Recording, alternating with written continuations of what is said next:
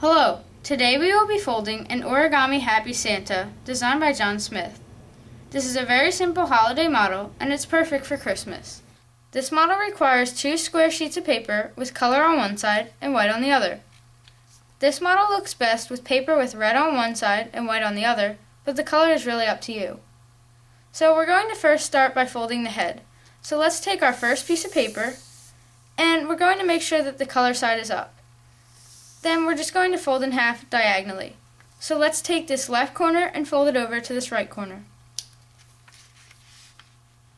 Align the corners and the edges and then make a crease.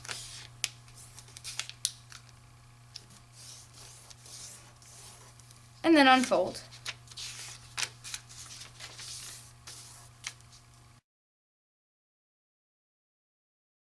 Now we're going to align these 2 edges with the center crease. So let's start with this left edge, and we're just going to pull it over towards the center crease, and as you begin to see the white, you're just going to start to align it with the center. So start at the very bottom, just make sure it aligns, and then work your way up until that whole side aligns with that middle crease. And then you're going to do the same thing on this side, but this time you have a reference, so you can just look at this white flap here, and you can align it with that.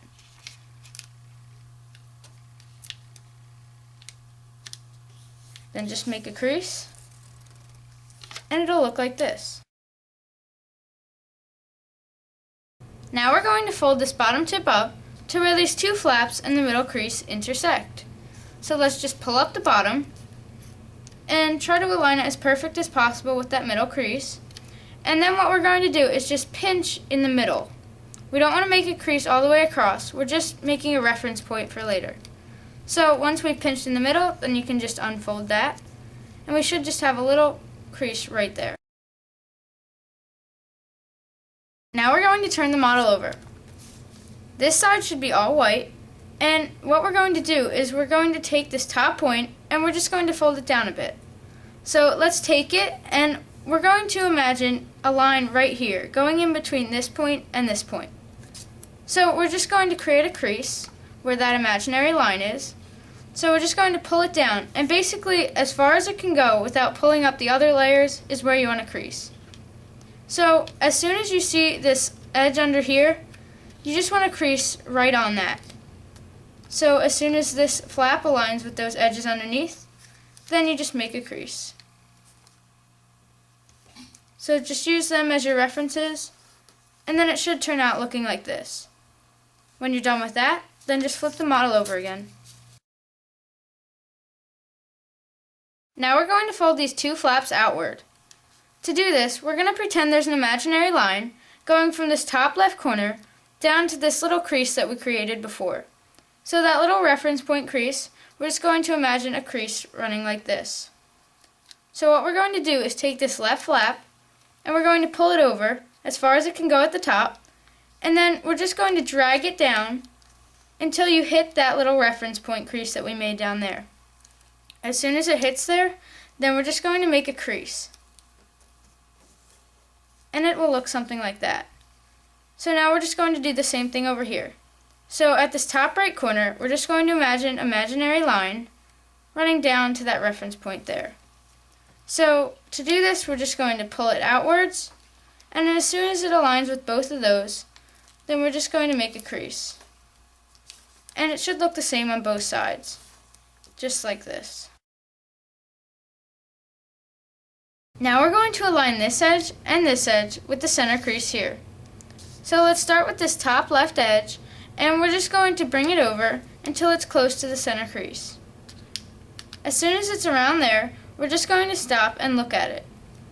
And you'll notice that if you brought this corner up to the very top of the middle crease, then it really wouldn't lie flat or straight with this middle crease here. So what we have to do is offset it from the top a bit so that this whole edge aligns nicely with the center crease. So when it's about here, then you just make a crease.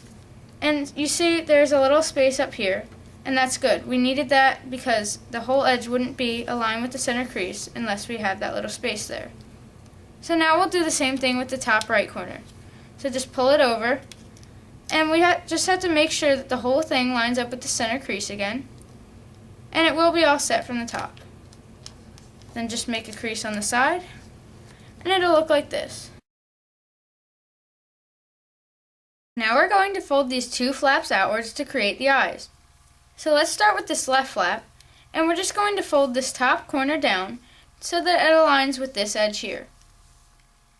As we're doing that, let's make sure that this edge reaches the very top corner up there, or it comes close to it. So it really depends on what size you want the eyes. I would actually go a little bit off from the edge, just to make them a bit smaller, and you can crease somewhere about there. So just make sure that this corner aligns there, and this edge comes somewhere close to that corner up there. And you can do the same thing on this side.